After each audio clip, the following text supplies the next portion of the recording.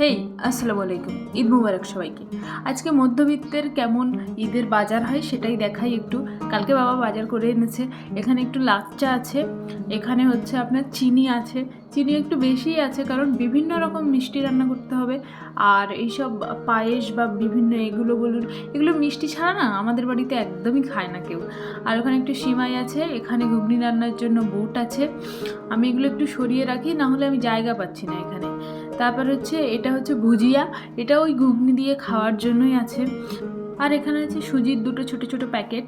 মা সুজিটা খুব পছন্দ করে, মানে গাঢ় করে রান্না করে ওই যে পিস করে কেটে ফ্রিজে রেখে দিলে ওটা খুব মা পছন্দ করে। ওটা আছে গোবিন্দভোগ চাল। আর দোকানে না এরকম দুধের বড় প্যাকেট ছিল না, তাই এরকম ছোট ছোট করে আমুল দুধ দিয়েছে। আর এখানে আছে মিট মশলা, একটু ঘুগনিতে রান্নার জন্যই মনে হয় মা নিয়েছে, আমি জানি না। এখানে চিনে বাদাম আছে, তারপরে এখানে আছে হচ্ছে কাজু বাদাম, এখানে আছে হচ্ছে কিশমিশ। আমাদের ঘুগনির সঙ্গে পাঁপড়, শসা, পেঁয়াজ, ভুজিয়া, তেঁতুলের টক এসব ছাড়া একদম চলে না। ওই জন্য এখানে ছোট ছোট দুটো পাঁপড়ের প্যাকেট আছে, এখানে দুটো সাবান আছে, আর কিছুটা শ্যাম্পু আছে। সবাই আমরা বাড়িতে মোটামুটি এই শ্যাম্পুটাই ইউজ করি। ছিল এখানে আমার বোন একটু সিল্ক অ্যান্ড শাইন তেল মাখতে পছন্দ করে, ওই জন্য ওর জন্য একটা কন্ডিশনার, একটা মেহেন্দি, আর হচ্ছে আপনার বাটি, যেটা কালকের জন্য ভীষণ জরুরি।